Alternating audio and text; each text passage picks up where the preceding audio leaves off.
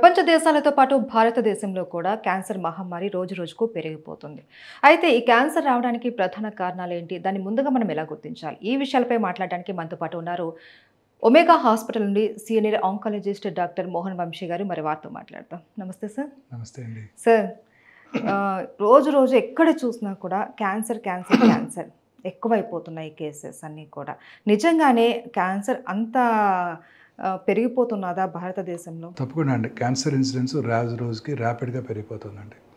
మన 2022 ICMR Indian council for medical research New Delhi వారి statistics ప్రకారం భారతదేశంలో ప్రతి సంవత్సరం more than 15 lakh new cancer cases diagnose చేయబడతాయని అంచనా. But what is important is cancer భారతదేశంలో నోటిఫైబుల్ డిసీజ్ కాదు. ఉదాహరణకి వాళ్ళు మార్నింగ్ ఇద్దరు క్యాన్సర్ పేషెంట్ చూశారనుకోండి, కొత్త కేసెస్ ఫస్ట్ టైం డయాగ్నోస్ అయినాయి, ఇక్కడే డయాగ్నోస్ అయినాయి. నేను వెంటనే దాన్ని గవర్నమెంట్ ఆఫ్ ఇండియాకి నోటిఫై చేయాల్సిన అవసరం లేదు, మున్సిపల్ అథారిటీస్కి నోటిఫై చేయాల్సిన అవసరం లేదు, ట్రీట్మెంట్ చేస్తే సరిపోతుంది. అదే వాళ్ళు మార్నింగ్ ఒక కరోనా పేషెంట్ చూశాను అనుకోండి, వితిన్ 4 hours నేను గవర్నమెంట్కి ఇన్ఫార్మ్ చేయాలి, ఐ సాయ కరోనా పేషెంట్ టుడే అని, వాళ్ళ స్టాటిస్టిక్స్ కోసం. సో దీనివల్ల నోటిఫైబుల్ డిసీజ్ కాకపోవడంతో క్యాన్సర్ ఇన్సిడెన్స్ మనకు కరెక్ట్గా తెలియడం లేదు. భారతదేశంలో ఒక 5-6 పాపులేషన్ బేస్డ్ రిజిస్ట్రీస్ ఉన్నాయి అర్బన్ ఏరియాస్లో. అన్ఫార్చునేట్లీ హైదరాబాద్లో పాపులేషన్ బేస్డ్ క్యాన్సర్ రిజిస్ట్రీ లేదు. సో వీటిని బట్టి వాళ్ళు ఒక అందాజుగా అంచనా వేస్తున్నారే తప్ప కరెక్ట్ స్టాటిస్టిక్స్ తెలియట్లేదని మన డాక్టర్లందరి అభిప్రాయం కూడా. సో వాళ్ళు ఇచ్చిన దాని ప్రకారం more than 15 lakh cancer patients ఉన్నట్టయితే 15 lakh న్యూ క్యాన్సర్ పేషెంట్స్ ఉన్నట్టయితే మా అందరి ఎస్టిమేట్ ప్రకారం భారతదేశంలో దానికి మోర్ దెన్ డబుల్, అంటే more than 30 lakh new cancer patients ఉంటాయని చాలామంది నమ్ముతున్నారు. ఉదాహరణకి మన పాపులేషన్ చైనా పాపులేషన్ ఒకటే ఈక్వల్, బట్ చైనాలో 36 lakh new cancer patients diagnose చేయబడుతున్నాయి. ఇక్కడ 15 అంటే నమ్మశక్యంగా లేదు. ఇన్ఫ్యాక్ట్ భారతదేశానికి ఎక్కువ ఉండాలి, ఎందుకంటే Chinese food habits are much more healthier. ఇక్కడ కూడా అలవాటు అయిపోయింది హెల్దియర్ హ్యాబిట్స్. మనమంతా వెస్ట్రన్ ఫుడ్ హ్యాబిట్స్ని కల్టివేట్ చేస్తున్నాం. అది మెయిన్ కారణం. మనం డిస్కషన్కి వచ్చినప్పుడు డిస్కస్ చేద్దాం. సో భారతదేశంలో కూడా అంతే ఉంటాయి. మన స్టాటిస్టిక్స్ ప్రకారం కూడా ప్రతి 9 మందిలో, ఒక ఫ్యామిలీలో 9 మంది ఉన్నారనుకోండి, life time risk of developing cancer ఆ ఫ్యామిలీకి ఒకరు, అంటే ప్రతి 9 మందిలో ఒకరు క్యాన్సర్ బారిన పడుతున్నారు.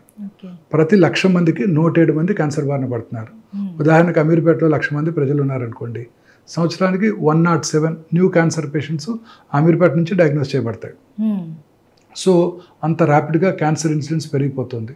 2050కి భారత అంచనా ప్రకారమే మోర్ దెన్ 35 lakhs ఉంటుందని అంచనా.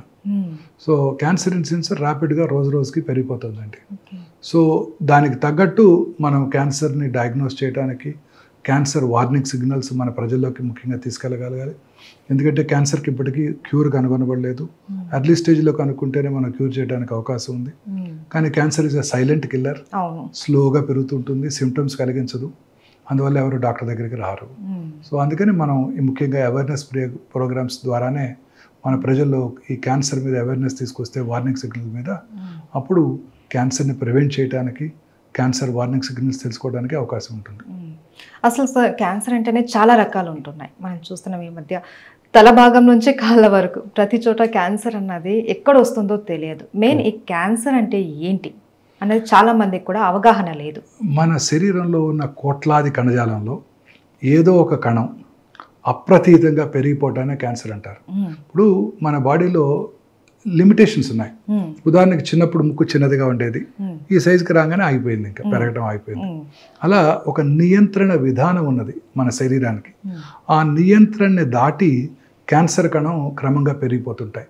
అంటే ఒక కణం 2 అవుతాయి, 2, 3, 4 అవుతాయి, 4, 8 అవుతాయి, 8, 16 అవుతాయి, 8 లక్షలు 16 లక్షలు అవుతాయి. అలా పెరిగిపోవటాన్ని క్యాన్సర్ అంటారు. అది ఎక్కడైనా ఉండొచ్చు. మన నియంత్రణ దాటి, మన రెగ్యులేటరీ మెకానిజమ్స్ని దాటి మన శరీరంలో మీరు అన్నట్టు స్కాల్ప్ నుంచి కాలు చిటికన వేలు వరకు ఏదో ఎక్కడో ఒక కణం అలా పెరిగిపోవటాన్ని క్యాన్సర్ అంటారు. సో ఇప్పుడు మన సైంటిస్టులకి మంచి అవగాహన వచ్చింది, క్యాన్సర్ మీద పూర్తి అవగాహన వచ్చింది.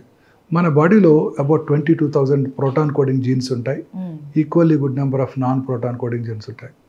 ఇందులో సైంటిస్టులు ఒక 500 to 600 ఆంకోజీన్స్ని ఐడెంటిఫై చేశారు. ఆంకోజీన్స్ అంటే క్యాన్సర్ కారక జన్యువులు.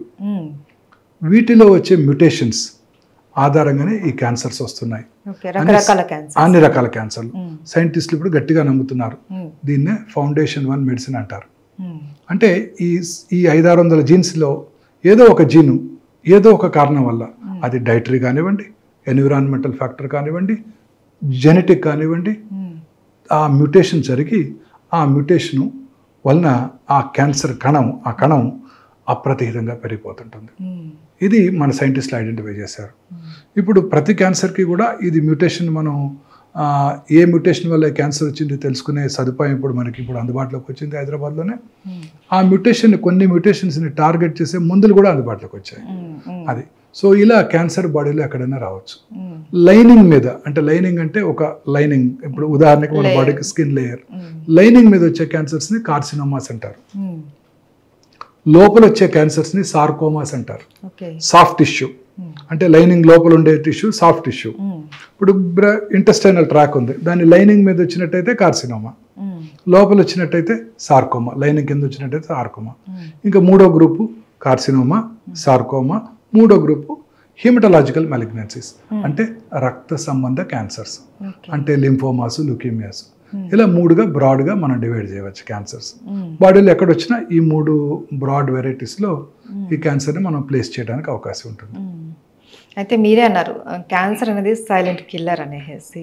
సో ఇది చాలా వరకు బయట పడేంత వరకు కూడా మనకు తెలియదు, సివియర్ స్టేజ్కి వెళ్ళేంత వరకు కూడా మనకు తెలియదు. దీన్ని మనము ఫస్ట్లోనే మనం గుర్తించాలి అంటే ఎలాంటి లక్షణాలను మనం ఐడెంటిఫై చేయాలి సార్? సో బేసిక్గా వచ్చిన ఆర్గన్ బట్టి ఆధారపడి ఉంటుంది. ఎక్కడ ఇప్పుడు ఉదాహరణకి ఏ ఆర్గన్లో వచ్చినా కూడా వచ్చిన ఆర్గన్ ఆధారపడి, బట్ కొన్ని జనరల్ సిమ్టమ్స్ ఉన్నాయి. అందులో most important unexplained weight loss. అంటే మామూలుగానే తింటున్నారు, మామూలుగానే వారి జీవితం గడుపుతున్నారు, బట్ క్రమక్రమంగా వెయిట్ తగ్గిపోతున్నారు. ఏంటి మీరు తగ్గిపోతున్నారు అని అడుగుతున్నారు ఫ్యామిలీ మెంబర్స్. అది very good important warning signal. రెండోది ఆకలి తగ్గిపోవటం, అంటే తినాలనిపించకపోవటం, ఆకలి తగ్గటం. డిస్టేస్ట్ ఫర్ ఫుడ్, మీకు చాలా ఇష్టమైన ఫుడ్ టేబుల్ మీద ఉంది, తినడానికి ఆకలి వస్తుంది, తినడానికి అక్కడి దాకా వెళ్తారు, తినబుద్ధి కాక తిరిగి వచ్చేస్తారు. Very important warning signal of cancer. ఇది చాలా ఇంపార్టెంట్. తర్వాత లో గ్రేడ్ ఫీవర్, అంటే జస్ట్ నాట్ మచ్, 99, 99.5, 100 కన్నా తక్కువే, ఈవినింగ్లో కానీ ఎప్పుడో ఒకసారి ఇర్రెగ్యులర్గా రావటం. లో గ్రేడ్ ఫీవరిష్గా అనిపించడం, థర్మోమీటర్ పెట్టి చూసుకుంటే 99, 99.5. సోర్ థ్రోట్ గట్రా ఏమి లేదు, వైరల్ ఫీవర్ అనుకుంటాం, 2 రోజులు చూస్తాం, కంటిన్యూస్గా అలా ఫీవర్ ఉండటం, ఆకలి తగ్గిపోవటం, distaste for food, weight loss, ఇవన్నీ కూడా జనరల్ సిమ్టమ్స్ ఆఫ్ క్యాన్సర్. అంటే ఇవి ఉంటే క్యాన్సర్ ఉందని కాదు, బట్ క్యాన్సర్ ఉండి ఉండవచ్చు. ఖచ్చితంగా సింటమ్స్ వచ్చినప్పుడు మనం వెంటనే అలర్ట్ అయ్యి టెస్ట్లు చేయించుకోవాలి. ఐదర్ పరీక్ష మన ఫ్యామిలీ ఫిజిషియన్ కలవటము, దగ్గరలో మన ఫ్యామిలీ ఫిజిషియన్ ఉంటారు, లేదా ఒక ఆంకాలజిస్ట్ని కలవటం చేయాల్సి ఉంటుంది. రెండోది ఆర్గన్ని బట్టి. Start with brain. Brain cancer is a very common cancer.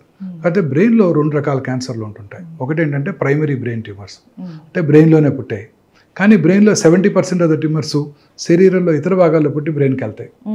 ఉదాహరణకు ఊపిరితిత్తుల్లో, కిడ్నీ, బ్రెస్ట్, ఎక్కడైనా సరే బ్రెయిన్కి వెళ్తుంటాయి.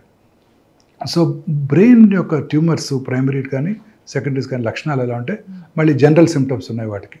ఒకటి ఏంటంటే అర్లీ మార్నింగ్ హెడేక్, పొద్దున్నే లేవటంతోనే హెడేక్తో లేస్తారు, లేదా లేచిన వెంటనే హెడేక్ ఉంటుంది, లేకపోతే హెడేక్తో పొద్దున్నే 3 4 లేస్తారు, అండ్ కంటిన్యూస్గా ఇంక్రీజ్ అవుతుంటుంది. నడి వయసులో ఎస్పెషల్లీ 40s తర్వాత ఇలాంటిది వచ్చిందంటే ఇమ్మీడియట్గా వీ షుడ్ బికమ్ సస్పీషియస్. అదే ఐస్ ప్రాబ్లం వల్ల కూడా హెడేక్ వస్తుంది, అది ఈవినింగ్ వస్తుంది, అది పొద్దున్నే రాదు. అలా ఎర్లీ మార్నింగ్ హెడేక్తో లేవటం, మిడ్ నైట్లో కానీ తర్వాత కానీ లేవటం వెరీ ఇంపార్టెంట్ వార్నింగ్ సిగ్నల్స్. జ్ఞాపక శక్తి లోపించడం, సడన్ మెమరీ లాస్, తన ఓన్ ఫ్రెండ్ ఫోన్ నెంబర్ గుర్తురాదు, ఇంటి ఫోన్ నెంబర్ గుర్తురాదు, అడ్రస్ గుర్తురాదు. So very important warning signals అన్నమాట ఇవన్నీ. బ్రెయిన్లో మెమరీ లాస్, సడన్గా మెమరీ లేకపోవటం, కన్వల్షన్స్, ఫిట్స్ రావటం. ఒక ఏరియాలో బ్రెయిన్ ట్యూమర్ ఉన్నప్పుడు ఆ పక్కన ఉన్న నార్మల్ టిష్యూస్ని ఇరిటేట్ చేస్తుంది, ఇప్పుడు ఫిట్స్ రావటం. తర్వాత హెడేక్తో పాటు స్లోగా కొంచెంగా దాని స్లోగా జనరల్ కండిషన్ డిటీరియేట్ అవటం, ఎక్కువసేపు నిద్రపోవటం, కోమాలోకి వెళ్ళిపోవటం కూడా జరుగుతుంటుంది. దీన్నే science of raised intracranial tension అంటారు. బ్రెయిన్ చుట్టూ స్కల్ బోన్ ఉంది, రిజిడ్ స్కల్ బోన్, అటుపక్క పెరగనివ్వదు, నార్మల్ బ్రెయిన్ని కంప్రెస్ చేస్తుంది. ఓకే. సో కంప్రెస్ చేసినప్పుడు మరి ఇలాంటి సిమ్టమ్స్ వస్తాయి అనమాట. This is called science of increased intracranial tension. అది తర్వాత వచ్చిన లొకేషన్ని బట్టి బ్రెయిన్లో చాలా లోబ్స్ ఉంటాయి. ఫ్రాంటల్ లోబ్లో ట్యూమర్ వచ్చింది అనుకోండి, వాళ్ళలో విచక్షణ జ్ఞానం కోల్పోతారు. అందరి ముందు అన్డ్రెస్ చేసుకుంటారు, అందరి ముందు సడన్గా యూరిన్ పాస్ చేస్తారు, సడన్గా మాట పడిపోవచ్చు. తర్వాత పెరైటల్ ఏరియా అంటారు, అక్కడ క్యాన్సర్ వచ్చిందంటే కాలో చేయబడిపోతుంది. రైట్ సైడ్ వచ్చిందంటే లెఫ్ట్ సైడ్ కాలో చేయబడిపోతాం. ఇలా జరుగుతుంటాయి. వీక్నెస్. ఆక్సిపిటల్ ఏరియాలో వస్తే విజువల్ డిస్టర్బెన్సెస్ రావటం. చిన్న మెదడులో క్యాన్సర్ వచ్చినట్టయితే ఆల్కహాల్ తాగిన వాళ్ళు ఎలా నడుస్తారో అలా నడవటం. ఇలా లొకేషన్ బట్టి మళ్ళీ సిమ్టమ్స్ ఉంటాయి. ఇది కూడా బ్రెయిన్ క్యాన్సర్ లక్షణాలు. ఇంకా స్లోగా కిందకు వచ్చినట్టయితే oral cavity. Oral cavity cancers are the commonest cancers in south India. South Indian men పురుషుల్లో గుట్కాలు, సిగరెట్లు ఇవి తీసుకుంటారు కాబట్టి పురుషుల్లో, సౌత్ ఇండియాలో ఉన్న పురుషుల్లో చాలా కామన్ క్యాన్సర్ ఈ ఓరల్ క్యాన్సర్స్. ఈ ఓరల్ క్యాన్సర్ లక్షణాలు కూడా చాలా పెక్యులర్గా ఉంటాయి. మానని పుండు, నోట్లో చిన్న అల్సర్స్ వస్తుంటాయి. మీకు నాకు కూడా టెన్షన్ ఉన్నప్పుడు అల్సర్స్ వస్తుంటాయి, పెయిన్ఫుల్గా ఉంటాయి, తగ్గిపోతాయి. ఇది మానకుండా క్రమం తప్పకుండా పెరుగుతూ ఉంటుంది, బట్ ఎటువంటి పెయిన్ కలగజేయదు. అందువల్ల అందరూ అశ్రద్ధ చేస్తారు. తర్వాత ఎరుపు తెలుపు మిళితమైన patches, red and white patches or white patch just పెరుగు అంటుకున్నట్టు ఆ లిప్ మీదో, నాలుక మీదో, దవడ లోపల భాగానో, అంగటి మీద ఉంటుంది. రబ్ చేస్తే పోదు, లూకోప్లేకియా అంటారు. అలాగే వెల్వెటీ రెడ్ ప్యాచెస్, ఎరిథ్రోప్లేకియా అంటారు. ఎక్కడైనా రావచ్చు ఓరల్ క్యావిటీలో. అలాగే ఎరుపు తెలుపు కలిసిపోయిన ప్యాచెస్, మిళితమైన ప్యాచెస్ కనుక ఉన్నట్టయితే క్యాన్సర్ అయ్యే అవకాశాలు చాలా ఎక్కువగా ఉంటాయి. ఇవేమీ నొప్పి కలిగించవు, అందుకే డాక్టర్ దగ్గరికి రారు. అక్కడ నుంచి చిగుళ్ళ నుంచి బ్లీడ్ అవటం, ఎక్కడో ఒక చోట అల్సర్ నుంచి బ్లీడ్ అవటం, మాటలో స్పష్టత కోల్పోవటం టంగ్ క్యాన్సర్ లక్షణం. మాటలో స్పష్టత, నాలిక కొంచెం బండగా మారినట్టు, వాయిస్ కొంచెం ముద్దలాగా రావటం, అది ఒక very important warning signal of tongue cancer. తర్వాత టంగ్, నాలిక వెనకాల భాగం కూడా ఉంటుంది. నాలిక మాట్లాడటానికే కాకుండా మింగటానికి కూడా ఉపయోగపడుతుంది. ఆ మింగటానికి ఉపయోగపడే ప్రాంతం పోస్టీరియర్ పార్ట్లో కనుక ట్యూమర్ వచ్చినట్టయితే feeling of a foreign body, గొంతులో ఏదో ఫారిన్ బాడీ ఉన్నట్టు. మనం గొంతులో ఏదైనా మింగుతాం అనుకోండి, ఏదైనా మింగలేకపోయాం అనుకోండి, మళ్ళీ కొంచెం వాటర్ తీసుకొని మింగితే లోపలికి వెళ్ళిపోతుంది. అప్పుడు మనకు ఖాళీగా అనిపిస్తుంది. ఇది అలా ఉండదు, ఎప్పుడు కూడా ఫీలింగ్ ఆఫ్ ఫారిన్ బాడీ ఉన్నట్టు ఉంటుంది. Very important warning signal of posterior part, వెనకాల భాగంలో ఉన్న టంగ్ యొక్క లక్షణం. అలాగే వాయిస్లో మార్పు రావటం, స్వరపేటిక క్యాన్సర్, హస్కీగా ఉండటం, బొంగురు పోవటం, దగ్గు రావటం, ఇవన్నీ కూడా స్వరపేటిక క్యాన్సర్ లక్షణాలు.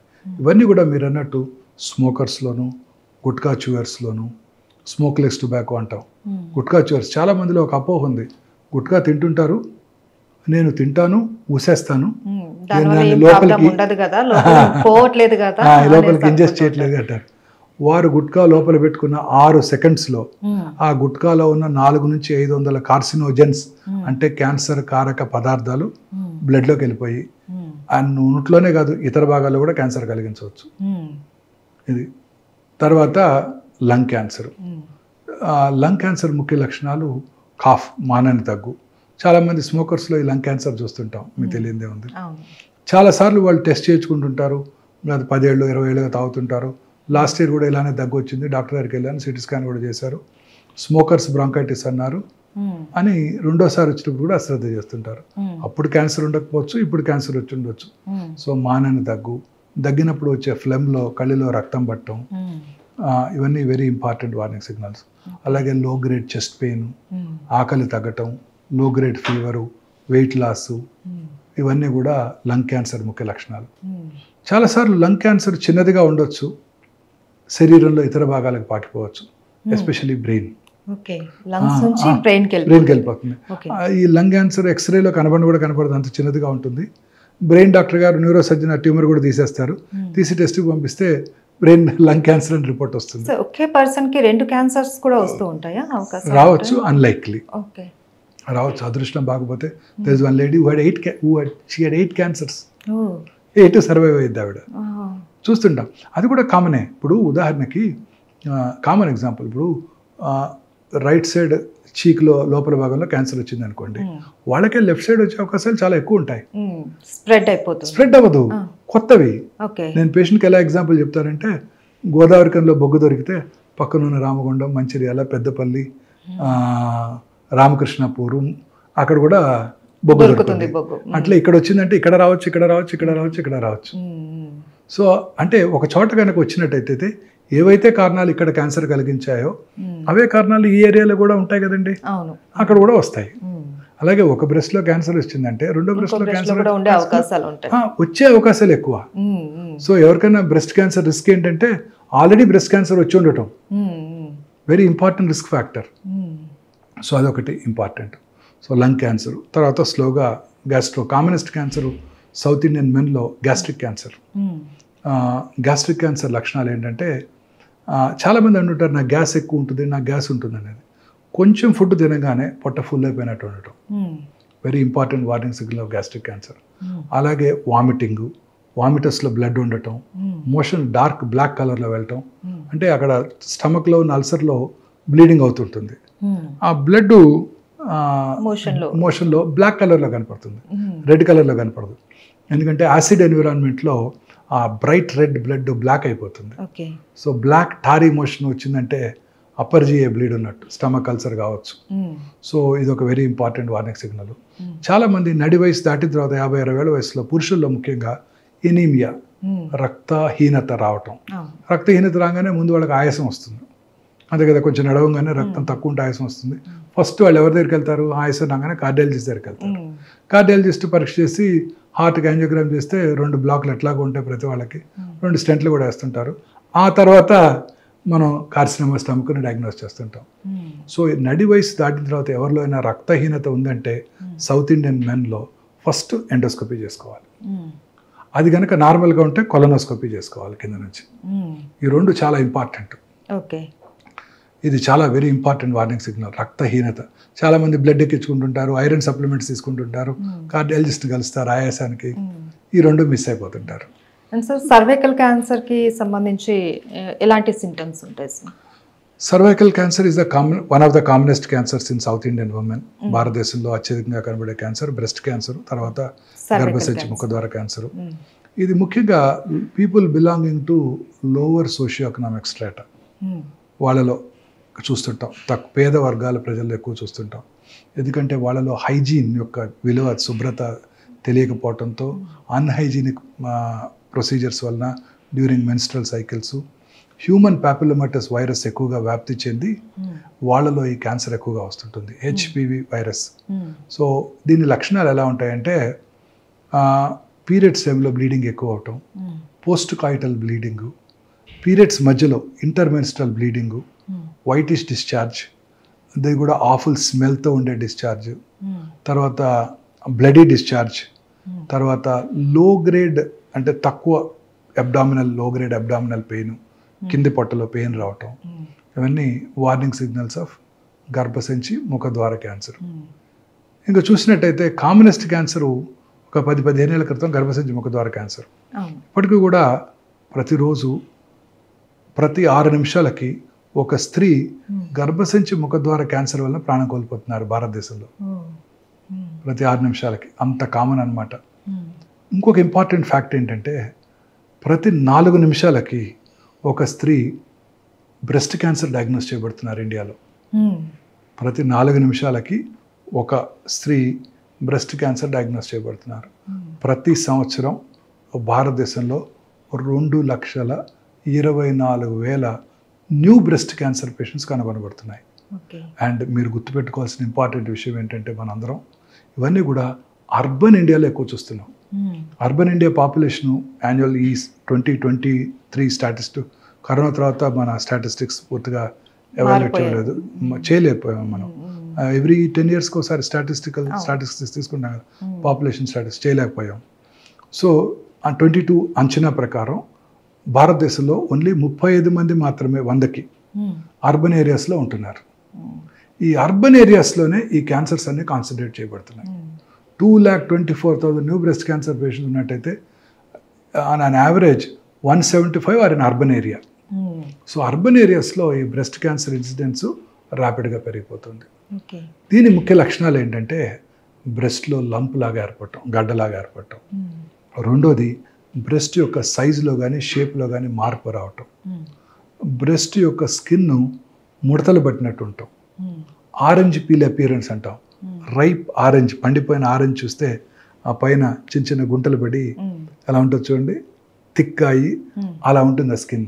అంటే మన ఇండియాలో ఆరెంజ్ పీల్ ఉంటుంది, మన అందరం డార్క్ కాంప్లెక్షన్ కాబట్టి వైట్స్లో అలా ఉంటుంది ఆరెంజ్ పీల్ అపియరెన్స్. సో మన వాళ్ళ కూడా అట్లా నల్లగా గుంటలు పడి ఉంటాం. తర్వాత బ్రెస్ట్ యొక్క నిప్పుల్ ఏరియాలో కాంప్లెక్సెస్లో మార్పులు రావటం, నిప్పులు లోపలికి పోవటం, నిప్పుల మీద పుండు ఏర్పడటం, నిప్పుల నుంచి బ్లడ్ కానీ బ్లాకిష్ కానీ బ్రౌనిష్ కానీ డిశ్చార్జ్ రావటం. అలాగే బ్రెస్ట్ యొక్క స్కిన్ మీద నరాలు ఉబ్బినట్టు ఉండటం. అలాగే రెండు నిప్పుల ఏరియాల కాంప్లెక్సెస్ ఒకే లెవెల్లో లేకుండా ఒకవైపు పైకి లాగబడి ఉండటం, లేకపోతే ఇంకో పక్క కిందకి లాగబడి ఉండటం. అలాగే చంకలో గడ్డలు, ఇవన్నీ కూడా అర్లీ బ్రెస్ట్ క్యాన్సర్ లక్షణాలు అన్నమాట. ఈ లక్షణాలు ఉన్న వాళ్ళందరికీ క్యాన్సర్ ఉన్నట్టు కాదు, బట్ క్యాన్సర్ ఉండటానికి ఎక్కువ అవకాశాలు ఉంటాయి కాబట్టి దగ్గరలో ఉన్న సర్జన్ కానీ, వారి లేడీ డాక్టర్, ఫ్యామిలీ ఫిజిషియన్ కానీ, ఆంకాలజిస్ట్ని కానీ కలవటం చాలా ఇంపార్టెంట్. సార్, ఇప్పటివరకు కొన్ని రకాల క్యాన్సర్స్ వాటి లక్షణాలు చెప్పారు, ఇంకా చాలా ఉన్నాయి. సో వాటి గురించి కూడా ఎక్స్ప్లెయిన్ చేస్తారా? మీరు అన్నట్టు రకరకాల క్యాన్సర్స్ ఉన్నాయండి. ఇప్పుడు గ్యాస్ట్రో ఇంటెస్టైనల్ ట్రాక్లో స్టమక్ తర్వాత అత్యధికంగా కనబడే క్యాన్సర్ కోలన్ క్యాన్సర్, పెద్ద పేగుల్లో వచ్చే క్యాన్సర్. కోలన్ క్యాన్సర్ ఇన్సిడెన్స్ కూడా చాలా ర్యాపిడ్గా పెరిగిపోతుంది భారతదేశంలో. ముఖ్యంగా అర్బన్ ఏరియాస్లో ఈ క్యాన్సర్ ఎక్కువగా చూస్తున్నామండి. దానికి రకరకాల కారణాలు ఉన్నాయి. ఈ క్యాన్సర్ ముఖ్య లక్షణాలు ఏంటంటే మల విసర్జన అలవాట్లలో మార్పు రావటం. అంటే ఉదాహరణకి మనం రోజు ఒకసారి మోషన్ పాస్ చేస్తాం, సడన్గా గత 4 నెలల నుంచి రోజుకు 2-3 సార్లు మోషన్స్ అవుతున్నాయి. Very important warning signal. అలాగే మోషన్లో బ్లడ్ కనపడటం చాలాసార్లు కనపడుతుంటాయి. మోషన్లో బ్లడ్ కనపడుతుంటాయి. నాకు పైల్స్ ఉన్నాయి, పోయిన సంవత్సరం కూడా పైల్స్ ఉన్నాయి, అప్పుడు డాక్టర్ దగ్గరికి వెళ్ళి చూపించుకున్నాను, పైల్స్ ఉన్నాయన్నారు, మెడిసిన్ ఇచ్చారు, తగ్గిపోయింది, అదే వాడుకుందాం అనుకుంటారు తప్ప పోయిన సంవత్సరం పైల్స్ వల్ల బ్లడ్ వచ్చింది, ఈసారి క్యాన్సర్ వల్ల బ్లడ్ వచ్చి ఉండవచ్చు అనే ఫ్యాక్ట్ని మర్చిపోతారు. సో ఇవేమీ నొప్పి కలిగించవు, అందువల్ల ఎవరు డాక్టర్ దగ్గరికి రారు. సో మోషన్లో కనుక బ్లడ్ కనుక పడినట్టయితే ఎప్పుడూ అశ్రద్ధ చేయకూడదు. వెంటనే దగ్గరలో ఉన్న సర్జన్ దగ్గరికి వెళ్ళి చూపించుకొని దానికి నివారణ తెలుసుకొని అది దానికి వైద్యం చేయించుకొని అది ఆగిపోయితేనే మనం నిశ్చింతగా ఉండాలి. లేకపోతే మళ్ళీ డాక్టర్ దగ్గరికి, అదే డాక్టర్ దగ్గరికి వెళ్ళి టెస్టులు చేయించుకుంటూ ఉండాలి. అవసరమైతే సిగ్మాడోస్కోపీ, కొలనోస్కోపీ కూడా చేసుకోవాలి. ఎందుకంటే rectal cancer, colon cancer incidence భారతదేశంలోని పురుషుల్లో చాలా ఎక్కువగా చూస్తున్నాం. అలాగే మల విసర్జన అలవాట్లు మార్పు రావటం, తర్వాత మనం మోషన్ పాస్ చేస్తే ఒక సైజులో మోషన్ బయటకు వస్తుంది. అలా కాకుండా పెన్సిల్ బీమ్ లాగా సన్నగా వచ్చింది అనుకోండి, అంటే ఆ రక్తంలో బ్లాక్ అవుతుందని అర్థం. అలాగే ఫీలింగ్ ఆఫ్ ఇన్కంప్లీట్ ఎవాక్యుయేషన్. ఇప్పుడు మనం మార్నింగ్ చక్కగా మోషన్ పాస్ చేసామనుకోండి, we have a very good feeling, yes motion అయిపోయింది, సో కంఫర్టబుల్గా ఉంటుంది. మోషన్ పాస్ చేసినప్పటికీ ఇంకా కూడా మోషన్కి వెళ్ళాలి అనిపిస్తూ ఉన్నట్టయితే, గుడ్ మోషన్ పాస్ చేసాము కానీ ఇంకా మోషన్కి వెళ్ళాల్సి ఉన్నట్టు అనిపిస్తోంది, వెళ్ళి కూర్చుంటే రావడం లేదు, this is a very important warning signal of rectal cancer. అంటే బ్రెయిన్ ఆ ట్యూమర్ని మోషన్గా పర్సీవ్ చేస్తుంది. బ్రెయిన్కి ఆ ట్యూమర్ అని తెలియదు, అది యాక్చువల్లీ రెక్టంలో ట్యూమర్ ఉంది కదా, అది మోషన్గా పర్సీవ్ చేస్తుంది. అది కూడా ఎంటీ చేయాలని ఆలోచిస్తూ ఉంటుంది, అదేమో ఎంటీ అవ్వదు. ఇది feeling of incomplete evacuation. Motion pass చేసిన తర్వాత కూడా ఇంకా మోషన్కి వెళ్ళాలి అన్న ఫీలింగ్ ఈజ్ ఏ చాలా important warning signal of rectal cancer. తర్వాత రెగ్యులర్గా మోషన్తో పాటు సడన్గా కొన్నిసార్లు లూజ్ మోషన్స్ అయిపోవటం, కొన్నిసార్లు కాన్స్టిపేషన్ రావటం, ఇంక్రీజింగ్ కాన్స్టిపేషన్.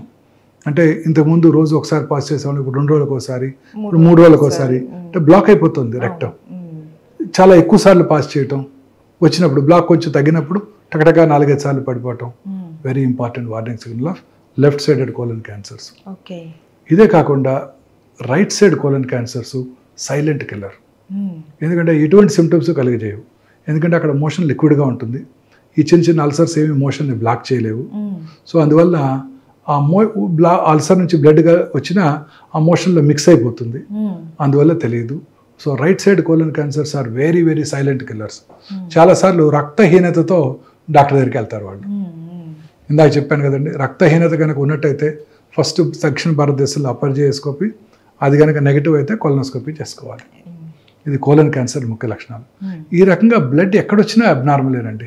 ముక్కులోంచి బ్లడ్ వచ్చినా, దగ్గినప్పుడు బ్లడ్ వచ్చినా, నోట్లో ఉమ్మిలోంచి బ్లడ్ వచ్చినా, యూరిన్లో బ్లడ్ వచ్చినా, ఇంటర్మెనిస్ట్రల్ బ్లడ్ వచ్చినా, నిప్పుల నుంచి బ్లడ్ వచ్చినా, బ్లడ్ ఎక్కడి నుంచి వచ్చినా అబ్నార్మలే. వెంటనే దగ్గరలో ఉన్న సర్జన్ దగ్గరికి వెళ్ళి కన్సర్న్డ్ దాని గురించి టెస్ట్ చేసుకొని జబ్బు లేదు అని నిర్ధారణ చేసుకోవడం వెరీ ఇంపార్టెంట్. ఇంకా శరీరంలో ఎక్కడైనా లంప్ రావటం, ఆ లంప్ అంటే గడ్డ, ఆ గడ్డ క్రమం తప్పకుండా పెరగటం, బ్రెస్ట్లో కానివ్వండి, నెక్లో కానీ, థైరాయిడ్ ఏరియాలో కానివ్వండి, పెరోటిడ్ ఏరియాలో కానివ్వండి, సాఫ్ట్ టిష్యూస్ మీద కానివ్వండి, ఎక్కడైనా గడ్డ రావటం, క్రమం తప్పకుండా పెరగటం, ముఖ్యంగా నొప్పి లేకుండా ఉండటం. నొప్పి లేకుండా అని అశ్రద్ధ చేయకూడదు. చాలా మంది ఈ నోషంతో నాకు నొప్పి ఉందండి అందుకే అశ్రద్ధ చేశానండి అని కూడా అంటుంటారు. ఏ గడ్డ కూడా అశ్రద్ధ చేయకూడదు. మనలో వచ్చే ఏ మార్పుని అశ్రద్ధ చేయకూడదండి. మనలో వచ్చే ఏ మార్పుని అశ్రద్ధ చేయకూడదండి. ఎటువంటి మార్పుని అశ్రద్ధ చేయకూడదు. రోజు 3 సార్లు మోషన్కి వెళ్ళే అలవాటు ఉంది, ఇప్పుడు ఒకసారి వెళ్తున్నాం, మార్పే. ఎటువంటి మార్పు అశ్రద్ధ చేయకూడదు. రోజు రాత్రిపూట యూరిన్కి వెళ్ళాము, సడన్గా 50 ఏళ్ళు దాటాయి, రోజు రాత్రిపూట 4-5 సార్లు యూరిన్కి వెళ్ళాల్సి వస్తుంది. Very important warning signal of prostate cancer లేదా ప్రాస్టేట్ ఎన్లార్జ్మెంట్. సో రాత్రిపూట యూరిన్, నాక్టూరియా, రాత్రిపూట యూరిన్ ఎక్కువసార్లు పాస్ చేయాల్సి రావటం, ఇంక్రీజ్డ్ ఫ్రీక్వెన్సీ, డే టైం కూడా ఫ్రీక్వెంట్గా వాష్రూమ్కి వెళ్ళాల్సి రావటం, హెసిటెన్సీ, ఎస్పెషల్లీ 50 దాటిన తర్వాత వాష్రూమ్కి వెళ్తాము, యూరిన్ వెంటనే రాదు, you to wait for a minute, మెల్లగా ఆగాలి. స్ట్రీమ్ కూడా సరిగా పడకుండా దగ్గర మీద కాళ్ళ మీద పడిపోవటం. తర్వాత అర్జెన్సీ, యూరిన్ రాగానే పరిగెత్తాలి, లేకపోతే ఇన్నర్స్లో పడిపోతుంది, కంట్రోల్ చేసుకోలేము. ఇవన్నీ కూడా warning signals of prostate cancer. అంటే ఇవి ఉంటే క్యాన్సర్ ఉందని కాదు, బట్ ప్రాస్టేట్ ఎన్లార్జ్ అయింది ఉండే అవకాశాలు ఎస్పెషల్లీ 50 తర్వాత ఎక్కువగా ఉంటాయి. సో వెంటనే ఇలాంటి సిమ్టమ్స్ ఏమన్నా కూడా చెక్ చేసుకోవాలి. అలాగే స్కిన్ క్యాన్సర్స్ కూడా చాలా కామన్గా చూస్తుంటాం. పుట్టుమచ్చల్లో వచ్చే క్యాన్సర్స్, మెలనోమాస్ అంటాం, చాలా ప్రమాదకరమైనవి, అవి చాలా ర్యాపిడ్గా పాకిపోతాయి. మొన్న మధ్య ఒక కేసు చూశాను, బ్రెయిన్లో ట్యూమర్ ఉంది, మల్టిపుల్ ట్యూమర్స్ ఉన్నాయి, తలనొప్పితో డాక్టర్ దగ్గరికి వస్తే బ్రెయిన్ స్కాన్ చేస్తే మల్టిపుల్ మెట్స్ ఉన్నాయి. బాడీ అంతా స్కాన్ చేస్తే ఎక్కడ బెడ్ స్కాన్ చేసాం, ఏం కనబడలా. చూస్తే కాలు బొట్టన వేలు క్రింద, వేలు గోరు క్రింద ఒక చిన్న 2 మిల్లీమీటర్ల మచ్చ ఉంది, బ్లాక్ మచ్చ, అది మెలనోమా. అక్కడ నుంచి బ్రెయిన్కి వెళ్ళిపోయిందండి. అంత ప్రమాదకరమైన ఈ మెలనోమా క్యాన్సర్స్. కాలు హీల్ మీద చిన్న మచ్చ ఒకటి ఉంటుంది, ఆ మచ్చ లివర్కి పాకిపోవచ్చు. సో పుట్టుమచ్చల్లో వచ్చే మార్పులు, పుట్టుమచ్చ సైజు పెరగటం, కలర్ మారటం, అల్సరేషన్ ఏర్పడటం అంటే పుండుగా మారటం, పుట్టుమచ్చ నుంచి పెలుసులుగా పొరలుగా ఊడిపోవటం, స్కిన్ ఊడిపోవటం, అలాగే పుట్టుమచ్చల మీద పుండు పడటం, పుట్టుమచ్చల నుంచి రక్తం కారటం, ఇవన్నీ కూడా వార్నింగ్ సిగ్నల్స్ ఆఫ్ మెలనోమా. వీటిని కూడా అశ్రద్ధ చేయకూడదు. సో ఇలా అన్ని రకాల క్యాన్సర్స్ కూడా యూరిన్లో బ్లడ్ పట్టడం very important warning signal of bladder cancer. So bladder cancer కూడా వెరీ కామన్, ఎస్పెషల్లీ స్మోకర్స్లో బ్లాడర్ క్యాన్సర్ చాలా కామన్గా చూస్తుంటాం. ఇంకొక ఇంపార్టెంట్ కామన్ క్యాన్సర్ ముఖ్యంగా స్త్రీలలో ఒవేరియన్ క్యాన్సర్. ఇది silent killer, really silent killer. పొట్టలో పెరుగుతూ ఉంటుంది, ఎటువంటి సిమ్టమ్స్ కలిగించదు, ఏమి సిమ్టమ్సే ఉండవండి. చాలామంది పొట్ట పెరుగుతుంది అని జాగింగ్ కూడా చేస్తుంటారు కేబీఆర్కి వెళ్ళి. ఎస్పెషల్లీ ఇది సీన్ ఇన్ ఎఫ్లూయెంట్ ఉమెన్, పెద్ద వయసు డబ్బులున్న స్త్రీలోనే ఎక్కువ చూస్తుంటాం, వెల్ టు డూ ఫ్యామిలీస్లో ఎక్కువ చూస్తుంటాం. అదేంటి కొంచెం పొట్ట పెరుగుతుంది, కొంచెం వాకింగ్ చేద్దాం, జాగింగ్ చేద్దాం అని వెళ్తుంటారు. బట్ యాక్చువల్లీ లోపల క్యాన్సర్ ఉంటుంది, ఓవేరియన్ క్యాన్సర్. ఎటువంటి సిమ్టమ్స్ కలిగించవు, లో గ్రేడ్ పెయిన్ ఉంటుంది, ఎటువంటి సిమ్టమ్స్ ఉండవు. సో ఇలాంటి సిమ్టమ్స్ని అశ్రద్ధ చేయకూడదు. తర్వాత యూట్రస్ బాడీ, ఇందాక సర్వైకల్ క్యాన్సర్ లక్షణాలు చూసాం మనం. జనరల్గా people belonging to lower socio economic status. ఇది బాడీ క్యాన్సర్స్, బాడీ అంటే యూట్రైన్ మెయిన్ బాడీ క్యాన్సర్స్. ఇది ఎఫ్లూయెంట్ ఉమెన్లో ఎక్కువ కనబడుతుంది, ఒబీస్ స్త్రీలలో వాళ్ళలో ఎక్కువ కనబడుతుంటుంది. పోస్ట్ మెనోపాజల్ బ్లీడింగ్, పీరియడ్స్ ఆగిపోయిన తర్వాత ఎవరికైనా 1-2 ఇయర్స్ తర్వాత మళ్ళీ కనుక బ్లీడింగ్ అయితే అశ్రద్ధ చేయకూడదు. చాలామంది ఈ సిమ్టమ్ అశ్రద్ధ చేస్తారు. పీరియడ్స్ ఆగినాక అలా వస్తుంటుందంట, దానికైతే తగ్గిపోద్ది, ఒక్కసారి వచ్చిపోయింది డాక్టర్ గారు, మళ్ళీ 2 నెలల క్రితం మళ్ళీ కనపడింది. అవి ఇది ఎప్పుడు అశ్రద్ధ చేయకూడదు. మెనోపాజ్ వచ్చేసిన తర్వాత మళ్ళీ కనుక బ్లీడింగ్ అయిందంటే వెంటనే దగ్గరలో ఉన్న వారి ఫ్యామిలీ ఫిజిషియన్ లేడీ డాక్టర్ దగ్గరికి వెళ్ళి పరీక్ష చేయించుకోవటం, చిన్న అల్ట్రాసౌండ్ చేసుకుంటేనే ఆ క్యాన్సర్ని ఈజీగా గుర్తించవచ్చు. ఈ క్యాన్సర్ ఇన్సిడెన్స్ కూడా ర్యాపిడ్గా పెరుగుతుంది. అర్బనైజేషన్ పెరిగే కొద్ది ఇవే పెరుగుతున్నాయి. Breast cancer, ovarian cancer, uterine body cancer, ఇవి చాలా కామన్గా పెరిగిపోతున్నాయి.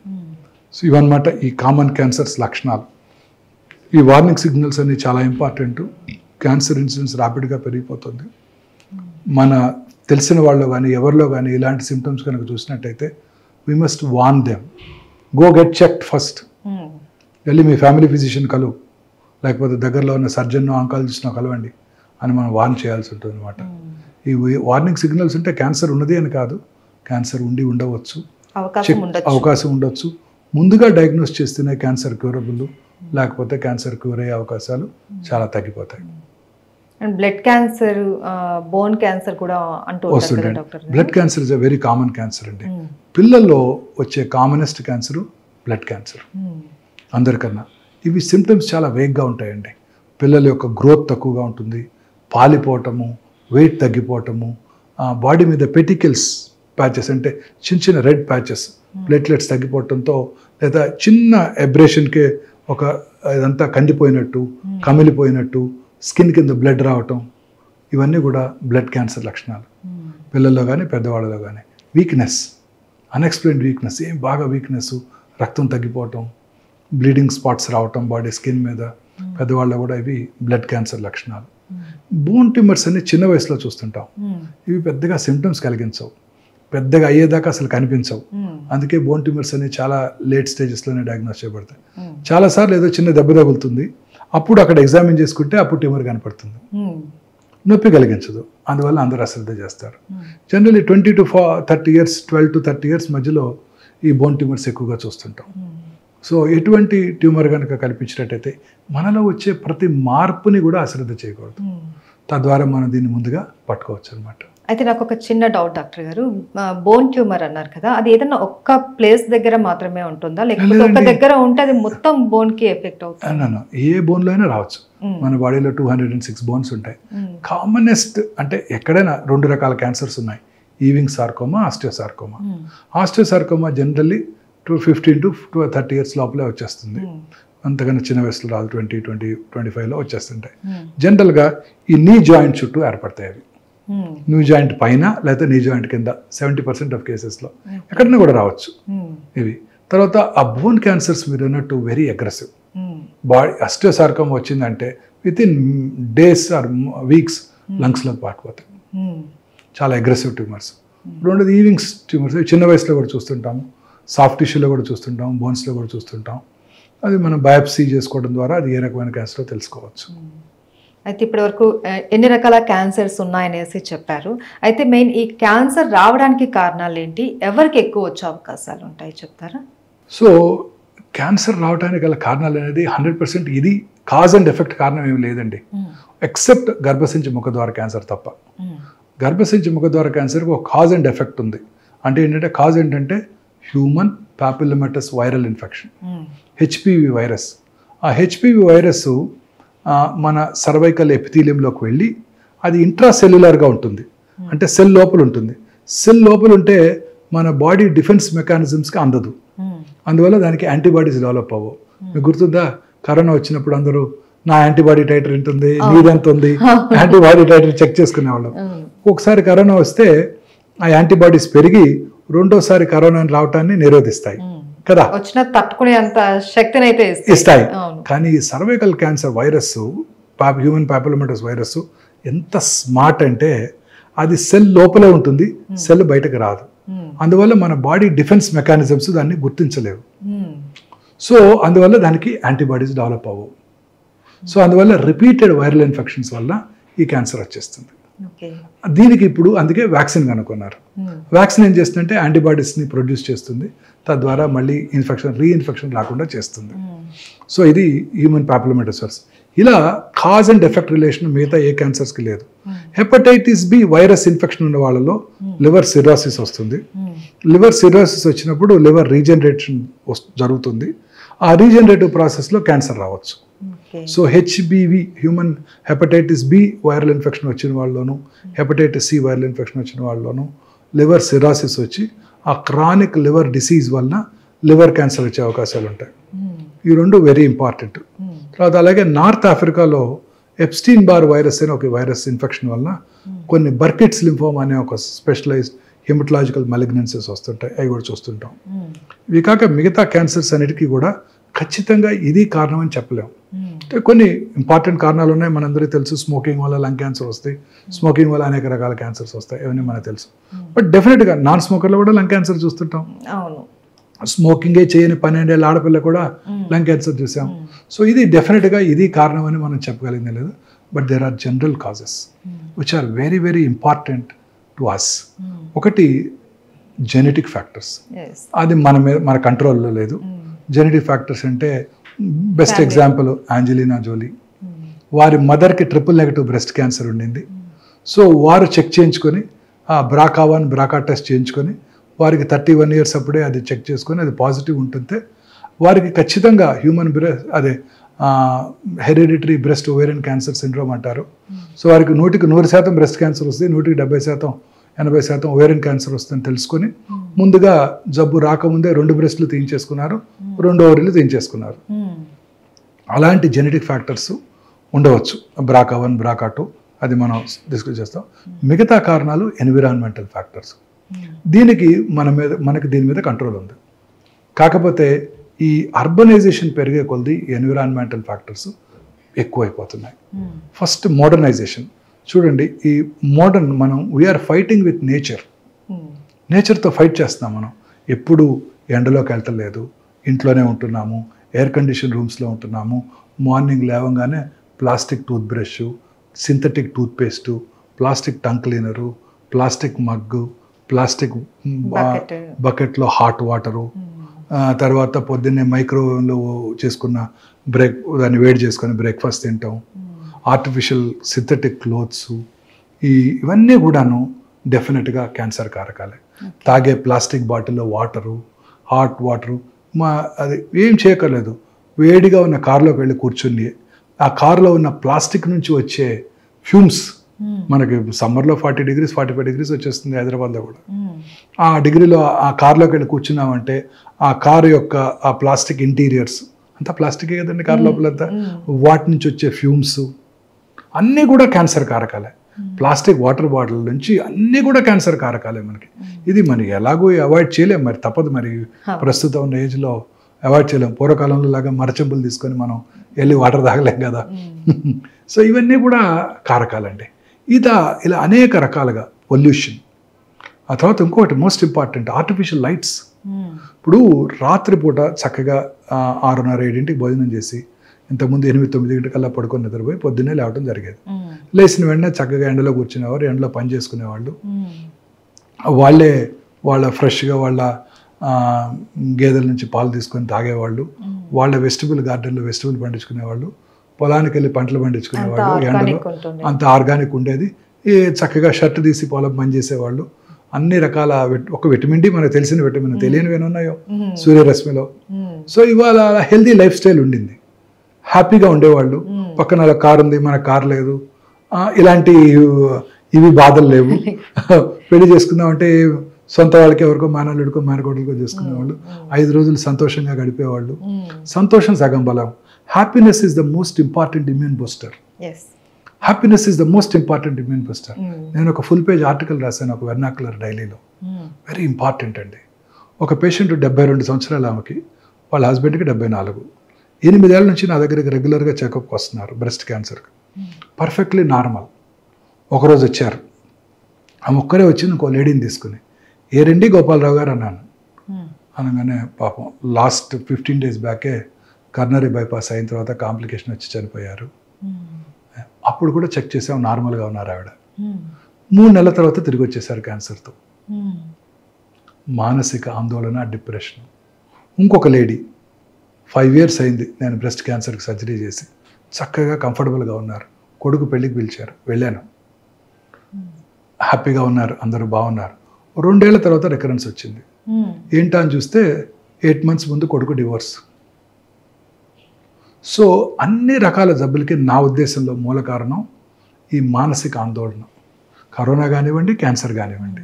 చాలా రకాల వ్యాధులు అన్ని జబ్బులకి కూడా ఈ ఇమ్యూనిటీ, అది రొమటాయిడ్ ఆర్థరైటిస్, ఇవన్నీ కూడా ఈవెన్ డయాబెటిక్ అన్ని జబ్బులకి మూల కారణం మానసిక ఆందోళన. సంతోషంగా సగం బలం అని పెద్దవాళ్ళు చెప్పారు. సంతోషంగా లేకపోతే నీదేటి. రెండోది నిద్ర, వెరీ ఇంపార్టెంట్ ఇమ్యూన్ బూస్టర్ అండి నిద్ర. ఇప్పుడు పూర్వకాలంలో 6-7 పడుకునేవాళ్ళు, తినేసేవాళ్ళు. ముందు అర్లీగా తినేసి 8-9 పడుకునేవాళ్ళు. ఈ టీవీలు లేవు, చక్కగా వీధరి మీద కబుర్లు చెప్పుకునేవాళ్ళు, లేకపోతే ఏదో పని చేసుకునేవాళ్ళు. ఇంత పని చేయాల్సిన అవసరం కూడా ఉండేది కాదు. మనలాగా రోజుకి 16 గంటలు. 9 పడుకునేవాళ్ళు, పొద్దున్న 6 లేసేవాళ్ళు. రాత్రి 2-3 గంటలకి వాళ్ళలో మెలటోనిన్ అనే హార్మోన్ ఉత్పత్తి అవుతుంది ఆ స్లీప్లో. ఆ melatonin strong anti cancer properties. ఇప్పుడు ఏం చేస్తున్నాము, రాత్రి 10-11 దాకా టీవీ చూస్తున్నాం, 11 పడుకోవడానికి 1 దాకా మనం ఆ బ్లూ స్క్రీన్ చూస్తూ మొబైల్లో మన వాట్సాప్ మెసేజ్లు, యూట్యూబ్లో వీడియోలు చూసుకుంటూ పడుకుంటున్నారు.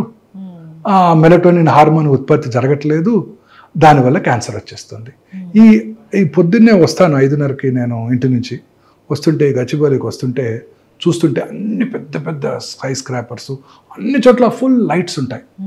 ఆ లైట్స్లో పనిచేసే స్త్రీలందరికీ కూడాను క్యాన్సర్ వచ్చే అవకాశాలు ఎక్కువగా ఉంటాయి.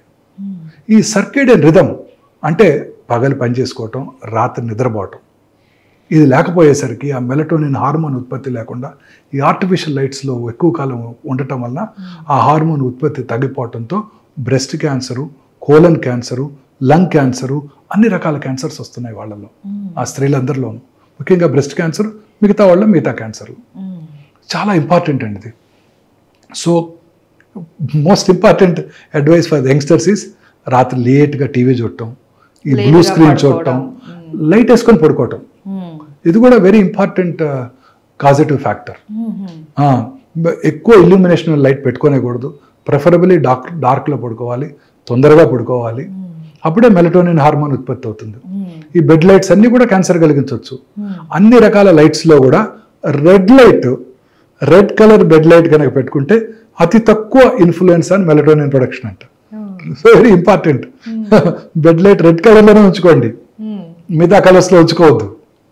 అతి తక్కువ ఇల్యూమినేషన్ ఉండటం, చిన్న అవసరమైతే, లేకపోతే ప్రిఫరబుల్లీ డార్క్లో పడుకోవటం, తొందరగా పడుకోవటం వెరీ ఇంపార్టెంట్ మనందరికీ కూడా క్యాన్సర్ని ప్రివెంట్ చేయడానికి. మన పిల్లలకి అంటే ఈ స్టేజ్కి 60 ఏళ్ళు వచ్చేసినాయి, ఇప్పుడు మనం ఇంకా మార్చుకోలేము లైఫ్ స్టైల్.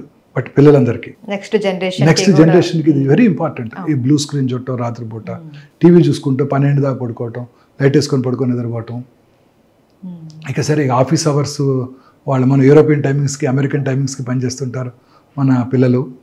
అక్కడంతా ఈ సాఫ్ట్వేర్ ప్రొఫెషనల్స్, ఇక తప్పదు. But they are all definitely important causes of cancer అండి.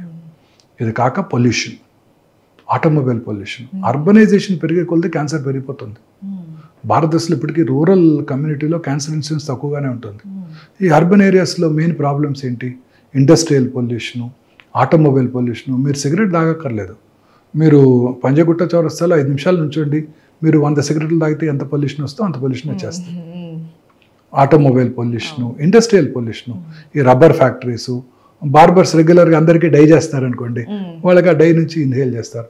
లూజ్గా పెయింట్స్ అమ్ముతున్నారు, దానివలన tobacco industry, asbestos industry, rubber industry, nickel cadmium battery industries, వీళ్ళందరూ కూడా క్యాన్సర్ వచ్చే అవకాశాలు, ఇండస్ట్రీస్లో పనిచేసే వాళ్ళు క్యాన్సర్ వచ్చే అవకాశాలు ఎక్కువగా ఉంటాయి. So industrial pollution, automobile pollution, తర్వాత ఫాస్ట్ ఫుడ్స్, ఇవన్నీ క్యాన్సర్ కారకాలు. ఈ పిజ్జాలు, బర్గర్లు, ఐస్ క్రీములు, బక్లవాలు అన్నీ all in all they are all cancer కారకాలు. అవన్నీ కూడా హై ఫుడ్, ఫ్యాటీ ఫుడ్ తినే వాళ్ళందరిలో కూడా అనేక రకాల క్యాన్సర్స్ వస్తాయి. చిన్న ఎగ్జాంపుల్, జాపనీస్లో క్యాన్సర్ ఇన్సిడెన్స్ చాలా తక్కువ. వాళ్ళు హెల్తీ ఫుడ్ తింటారు, చైనీస్ కూడా హెల్తీ ఫుడ్ తింటారు, వాళ్ళలో క్యాన్సర్ ఇన్సిడెన్స్ చాలా తక్కువ. ఇన్ఫ్యాక్ట్ జపాన్కి మనకు ఒక చిన్న సిమిలారిటీ ఉంది. మనలో సౌత్ ఇండియాలో రైస్ ఎక్కువ తింటాము, జాపనీస్ కూడా రైస్ ఎక్కువ తింటారు. జపాన్లో రైస్ చాలా ఎక్కువ తింటారండి, వాళ్ళు కూడా స్టేపుల్ డైట్ రైసే వాళ్ళు. వీళ్ళలో ఇద్దరిలో కూడా స్టమక్ క్యాన్సర్ చాలా common cancer. Rice eating populations రెండు కూడా, జపాన్, సౌత్ ఇండియా. నేను నా పర్సనల్ ఒపీనియన్ అండి, 5 థింగ్స్ అవాయిడ్ చేయాలండి. వైట్ రైస్, వైట్ షుగర్, రా షుగర్ వాడుకోవటం, లేదా జాగరీ వాడుకోవటం, వైట్ సాల్ట్, తర్వాత వైట్ మైదా, వైట్ లైట్. ఈ వైట్ అన్నది కంప్లీట్ వైట్ మనకి కాదు అసలుకి. బ్రౌన్ రైస్, దంపుడు బియ్యం తినండి, రా షుగర్ వాడుకోండి, బ్రౌన్ షుగర్ వాడుకోండి, రాక్ సాల్ట్ వాడుకోండి, మైదా అసలు తినకండి, మిల్లెట్స్, గోధుమలో, బార్లియో, రాజ్మా, అదేంటి ఉంటారు చాలా రకరకాల మిల్లెట్స్ ఉన్నాయి, కొరలు, అవి తినండి. వైట్ లైట్ అవాయిడ్ చేయండి, ఆర్టిఫిషియల్ లైట్ని అవాయిడ్ చేయండి రాత్రిపూట ఎస్పెషల్లీ. 5 వైట్ థింగ్స్ మళ్ళీ చెప్తాను: white sugar, white rice, white maida, white salt and white lights. Illumination ఎక్కువ ఉన్న వైట్ లైట్స్. ఈ 5 డేంజరస్ అండి, వీటిని అవాయిడ్ చేయాలి మన అందరం కూడా. ఎలా అవాయిడ్ చేయాలో, పార్బాయిల్డ్ రైస్ తింటాం, తెలంగాణలో బోల్డ్ చక్కగా దొరుకుతుంది పార్బాయిల్డ్ రైస్, దంపుడు బియ్యం కూడా చక్కగా దొరుకుతాయి. సో సాల్ట్ మనం తగ్గించుకోవాలి, rock salt. Sugar white sugar usage తగ్గించేసుకోవాలి. షుగర్ తినటం వల్ల క్యాన్సర్ వస్తుందని అడుగుతారు చాలా మంది. షుగర్ తినటం వల్ల అనేక రకాల జబ్బులు వస్తాయి. క్యాన్సర్ వచ్చిన వాళ్ళు షుగర్ తినకూడదా అని అడుగుతారు. అన్ని మితంగా తీసుకోవాలి, అన్ని మితంగా తీసుకోవాలి. ప్రిఫరబుల్లీ బ్రౌన్ షుగర్, లేదంటే బెల్లం, బెల్లం, జాగరీ. సో అన్ని మితంగా తీసుకోవాలి. ఇవి 5 కూడా అవాయిడ్ చేసుకోవడం బెటర్ అండి. సో ఈ వైట్ తర్వాత ఈ పెస్టిసైడ్స్, మనం తినేవన్నీ ఇవే కదండి. పెస్టిసైడ్స్ వాడుతున్నారు, ఫర్టిలైజర్స్ వాడుతున్నారు, ఇవన్నీ వాటి వలన పొల్యూషనే కదండి. ఆర్గానిక్ ఉత్పత్తి తగ్గిపోతుంది, అది పెంచగలగాలి. సో పాలలో కూడా ఆక్సిటోసిన్ ఇచ్చి గేదెలకి పాలు ఎక్కువ ప్రొడ్యూస్ చేయడానికి, ఆ పిల్లల్లో కూడా ఎర్లీ మెనార్ష్ వచ్చిన వల్ల బ్రెస్ట్ క్యాన్సర్ వచ్చే అవకాశాలు ఎక్కువ ఉంటాయి, ఆ పాలు తాగిన పిల్లలందరికీ కూడా ఆక్సిటోసిన్ వల్ల. సో ఇలా అనేక రకాలుగా మనం అంతా కూడా నేచర్తో ఫైట్ చేస్తున్నాం. సూర్యరశ్మిలోకి వెళ్లకుండా, రాత్రిపూట పడుకోకుండా, ఇవన్నీ కూడాను మనలో వచ్చే ప్రతి మార్పు కూడా ఈ క్యాన్సర్కి దారితీస్తున్నాయి. సో దీనితో పాటు దురలవాట్లు, స్మోక్ చేసిన 6 సెకండ్స్లో 400 to 600 కార్సినోజన్స్ బ్లడ్లోకి వెళ్ళిపోతాయి. ఇమాజిన్ చేయండి, కార్సినోమా సర్విక్స్ వాడిడైసే పూరర్ సెక్షన్స్ ఆఫ్ సొసైటీలో కనబడుతుంది, రిచ్ పీపుల్ కూడా కనపడుతుంది, స్మోక్ చేసే ఆడవాళ్ళలో. అంటే ఇక్కడ స్మోక్ చేస్తే ఆ టాక్సిన్ గర్భసంచి ముఖద్వారం దగ్గర సెక్రెట్ చేయబడి అక్కడ క్యాన్సర్ కలిగిస్తుంది. స్మోక్ వల్ల గర్భసంచి ముఖద్వార క్యాన్సర్ కూడా వస్తుంది. అంటే ఎంత పవర్ఫుల్ చూడండి అది. మరి smoking effects every system in the body అండి. బ్రెయిన్లో ఉన్న రక్తనాళాలని, కంట్లో ఉన్న రక్తనాళాలని, కాళ్ళలో ఉన్న రక్తనాళాలని, కరోనరీస్ని, తర్వాత లంగ్ క్యాన్సర్, బాడీలో అనేక రకాల క్యాన్సర్స్. స్మోకింగ్, డయాబెటీస్ అండి, తల నుండి కాలు వరకు అన్ని సిస్టమ్స్ని ఎఫెక్ట్ చేస్తాయి అవి. ఈ రెండు కూడా. అంటే డయాబెటీస్ వల్ల క్యాన్సర్ వస్తుంది కాదు, బట్ కొంత వచ్చే అవకాశాలు ఎక్కువ ఉంటాయి. But smoking is definitely injurious to health. Smoking, smokeless tobacco, అన్ని రకాల టొబాకో యూసేజెస్, స్మోక్లెస్ టొబాకో, ఈ సిగరెట్స్ అన్ని కూడా బ్యాన్ చేయాల్సిందే. ఇప్పుడు ఉదాహరణకి చాలా మంది ఈ సిగరెట్ తో ఏమి ఇబ్బంది లేదండి, అందులో ఆయుర్వేదం సిగరెట్లు అనేసి అంటారు, అది కూడా ఏం టొబాకో ఉండదు, అదేమి ఇబ్బంది ఉండదని అది కూడా వాడుతూ ఉంటారు. అందులో కరెక్ట్ గా ఏముంటుందో మనకు తెలియదు. ఈ సిగరెట్స్ లో ఉండేది కూడా నికోటిన్, అది కూడా it is also carcinogenic. Just నేను చక్కగా అయిపోయిన తర్వాత తమలపాకు తింటాను, అవి తింటాను, అవి కూడా carcinogenic. Betel nut itself is carcinogenic. So అన్ని రకాలు మనం నేచర్తో ఫైట్ చేస్తున్నాం. నేచురల్ ఫుడ్ సబ్స్టెన్సెస్ తినకుండా మనం ఇంతకుముందు మన ఆహారపు అలవాట్లన్నీ మార్చేసుకొని టైంకి ఫుడ్ తినకుండా ఇవన్నీ కూడా ఈ ఫాస్ట్ ఫుడ్లు, బర్గర్లు, ఇవన్నీ కూడా క్యాన్డ్ ఫుడ్స్, టిన్డ్ ఫుడ్స్, ఇవన్నీ తీసుకుంటూ ఈ పొల్యూటెంట్స్, కెమికల్ సబ్స్టెన్సెస్, కర్డ్ అంతా ఇప్పుడు మనకి ప్యాక్డ్ కర్డ్ వస్తుంది కదండి, యోగర్ట్ అని తింటుంటాం. అన్నీ కూడా వాటిలో ప్రిజర్వేటివ్స్ వాడతారు కదా. ప్రతి ప్రిజర్వేటివ్ కూడా టాక్సికే కదండి. తర్వాత వాటిని మళ్ళీ ఓవెన్లో చేసుకొని వేడి చేసుకోవటం, ఇదేమంటారు నాన్ స్టిక్ ప్యాన్స్, ఇవన్నీ కూడా టెఫ్లాన్ కోటెడ్ ప్యాన్స్, ఇవన్నీ కార్సినోజెనిక్. తర్వాత రీయూజ్డ్ ఆయిల్స్, ఇప్పుడు పొద్దున్నే బయట మిరపకాయ బజ్జీలు వేస్తుంటారు, చాలా ఇష్టంగా తింటుంటారు అక్కడ బాగుంటాయని చెప్పి. అదే ఆయిల్ పొద్దున్నే పెట్టేస్తాడు, దాంట్లోనే అదే ఆయిల్ ఆ ఆయిల్ రిలీజ్ అయినప్పుడు అనేక రకాలైన టాక్సిన్స్ దాంట్లోకి వస్తుంటాయి. ఈ రిఫైన్డ్ ఆయిల్స్, ఇవన్నీ కూడా టాక్సిన్స్ ఏనండి. సో ఇలా అనేక రకాలుగా మనం ఈ టాక్సిన్స్కి, ఎన్విరాన్మెంటల్ పొల్యూషన్కి ఎక్స్పోజ్ అవటం వల్ల ఈ క్యాన్సర్ ఇన్సిడెన్స్ ర్యాపిడ్గా పెరిగిపోతుంది. సో ఫ్రెష్ ఫ్రూట్స్, అది కూడా ప్రిఫరబుల్లీ పెస్టిసైడ్స్ లేకుండా ఆర్గానిక్ ఫ్రూట్స్, వెజిటబుల్స్, గ్రీన్స్, ఆకుకూరలు ఎక్కువగా తింటూ ఈ రెడ్ మీట్ అవన్నీ తక్కువగా తీసుకుంటూ రెగ్యులర్గా ఎక్సర్సైజ్ చేస్తూ లీన్ బాడీ మాస్ మెయింటైన్ చేస్తూ ఒబేసిటీ ఉన్న వాళ్ళలో క్యాన్సర్స్ ఎక్కువ ఉంటాయి. ఎక్సర్సైజ్ రెగ్యులర్గా చేస్తూ అలవాట్లకు దూరంగా ఉంటే క్యాన్సర్ నుంచి కూడా దూరంగా ఉండవచ్చు. తగ్గించుకోవచ్చు. సార్, కొన్ని రకాల క్యాన్సర్స్కి ప్రివెంట్గానే వ్యాక్సిన్ వచ్చింది అని అంటున్నారు కదా, ఎలాంటి క్యాన్సర్కి మనం ప్రివెంట్గా మోస్ట్ ఇంపార్టెంట్గా మనం డిస్కస్ చేసాం cervical cancer cause and effect. Human papillomatous virus infection వల్ల క్యాన్సర్ వస్తుంది, దానికి వ్యాక్సిన్ కనుక్కున్నారు. హెచ్పివి వ్యాక్సిన్ అనమాట. ఈ వ్యాక్సిన్ ప్రిఫరబుల్లీ 10 years రాగానే మన ఆడపిల్లలందరికీ ఇచ్చినట్టయితే ఈ క్యాన్సర్ అవడాన్ని పూర్తిగా నిరోధించవచ్చు. 10 years నుంచి 10 years నుంచే ఇచ్చేయచ్చు. 10 years నుంచి ఇచ్చేయాలి. ఇన్ఫెక్షన్ రాకముందే ఇచ్చేయాలి. పెళ్లి కానంత వరకు ఇవ్వచ్చు. పెళ్ళైన వాళ్ళకి ఇవ్వాలంటే ముందుగా ఒకసారి చెక్ చేసుకొని పాప్స్మియర్ చేసుకొని క్లినికల్ ఎగ్జామినేషన్ చేసుకొని క్యాన్సర్ లేదు అని గుర్తుంచుకొని ఆ తర్వాత తీసుకోవాలి. పెళ్ళైన వాళ్ళు కూడా వ్యాక్సిన్ తీసుకోవచ్చు. 45 years వరకు కూడా తీసుకోవచ్చు. బట్ ఇంత ఎఫెక్టివ్గా ఉండదు. పెళ్ళైన వాళ్ళు ఒక 6 months వ్యాక్సిన్ 3 doses 6 months తీసుకోవాల్సి ఉంటుంది. ఆ తర్వాత ఒక 6 months ప్రెగ్నెన్సీ అవాయిడ్ చేయాల్సి ఉంటుంది.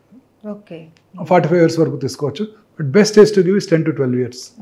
ఆ టైంలో కనుక వ్యాక్సిన్ ఇచ్చినట్టయితే ఖచ్చితంగా మనం స్మాల్ పాక్స్ని పోలియోని ఎట్లా ఎరాడికేట్ చేసాము ఈ గర్భసించు ముఖద్వార క్యాన్సర్ కూడా మనం ఎరాడికేట్ చేయగలుగుతాం. అయితే ఆల్రెడీ పిల్లలు ఉన్న వాళ్ళు స్త్రీలు ఇంకా ప్రెగ్నెన్సీతో అవసరం లేదు వాళ్ళు ఖచ్చితంగా తీసుకోవచ్చు. వాళ్ళు 45 వరకు తీసుకోవచ్చు. ఆ తర్వాత పెద్ద బెనిఫిట్ ఉండకపోవచ్చు, ఎందుకంటే ఆ పాటికి చాలా రిపీటెడ్గా ఇన్ఫెక్షన్స్ వచ్చేసి ఉంటాయి కాబట్టి. తీసుకోవడం వల్ల నష్టమే లేదు కానీ పెద్ద బెనిఫిట్ ఉండదు. అలాగే ఈ liver cirrhosis, hepatitis B infection liver సిరాసిస్కి దారితీస్తుంది, లివర్ క్యాన్సర్కి దారితీస్తుంది. సో దాన్ని హెపటైటిస్ బి వ్యాక్సిన్ ఇవ్వాలి. ఫార్చునేట్లీ మన ఇండియన్ గవర్నమెంట్ యూనివర్సల్ ఇమ్యునైజేషన్ ప్రోగ్రాంలో మన పిల్లలందరికీ కూడా హెపటైటిస్ బి వైరస్ వ్యాక్సిన్ ఇస్తున్నారు. సో అది కవర్ అయిపోతుంది. మా జనరేషన్లో ఉండేది కాదు అది. సో మేము అప్పుడు ఇంటర్న్షిప్లో కొత్తగా వ్యాక్సిన్ వచ్చినప్పుడు ఆ వ్యాక్సిన్ తీసుకున్నాం అందరం. అంటే మాకు పేషెంట్స్ నుంచి మాకు రాకుండా ఉండడం కోసం. సో హెపటైటిస్ బి వైరల్ ఇన్ఫెక్షన్కి ప్రివెంట్ చేయడానికి ఈ హెపటైటిస్ బి వ్యాక్సిన్ ఉపయోగపడుతుంది. అది తీసుకొని వాళ్ళలో సిరాసిస్, సిరాటిక్స్లో ఈ లివర్ క్యాన్సర్ వచ్చే అవకాశాలు ఎక్కువగా ఉంటాయి. Okay, thank you sir. Thank you so much. నమస్తే.